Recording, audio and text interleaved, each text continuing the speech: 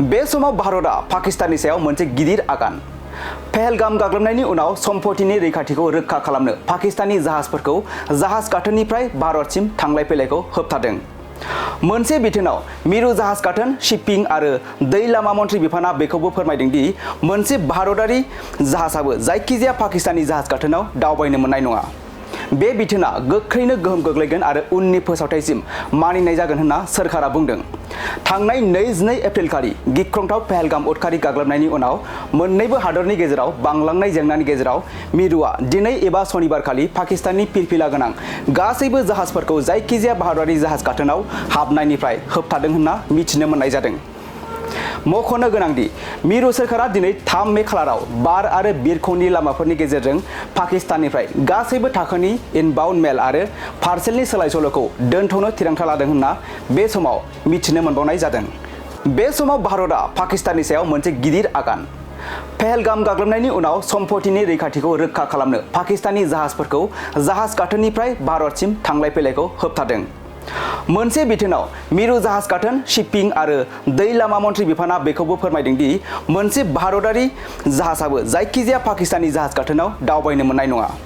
बे बिथोना गोख्रैनो गोहोम गोग्लैगोन आरो उननि फोसावथायसिम मानिनाय जागोन होनना सोरखारा बुंदों।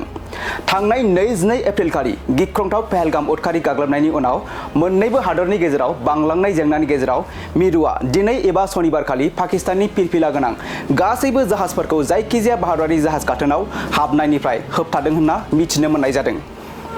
मख'नो गोनांदि मिरु सोरखारा दिनै 3 मे खालाराव बार आरो बिरखंनि लामाफोरनि गेजेरजों पाकिस्ताननिफ्राय गासैबो थाखोनि इनबाउन्ड मेल आरो पार्सेलनि सोलाय-सोल'खौ दोनथ'नो थिरांथा लादों होनना बे समाव मिथिनो मोनबावनाय जादों।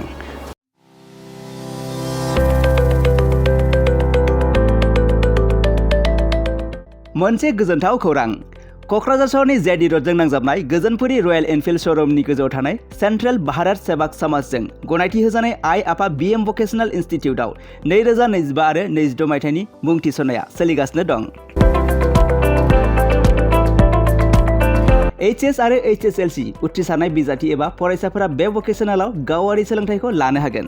गोदान मुं थिसननाय आयदाफोरा जाबाय BSS diploma in medical record science, BSS diploma in EEG and EMG Technology, BSS Diploma in Critical Care Management, BSS Diploma in Hospital Waste Management, BSS Diploma in Hospital Infection Control and Prevention, BSS Diploma in First Aid and Patient Care, BSS Diploma in Physical Assistant, BSS Diploma in ECG Technician, BSS Diploma in Hospital Administration, BSS Diploma in Hospital Sterilization Technician Assistant, Certificate in Dietitian, Certificate in Old Age Care, Certificate Hospital Housekeeping, Lab Assistant, Pharmacy Assistant, Certificate in Emergency Medical Service, Certificate in Pulmonary Function Test एबा PFT Technician, Certificate in Awareness of HIV/AIDS, Certificate in Anti-Malaria Training आरो लोगोसे Office Management Courses, Computer Courses आरो Communicative and Soft Skill Educationनि कर्सफोरखौ 2 बोसोरनि गेजेरावनो आबुं खालामनानै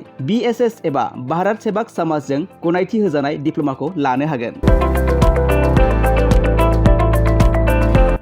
लोगोसे गासैबो डिप्ल'माखौ लानायनि उनाव सोरखारि साख्रि मोननायनि सुबिदाबो दं।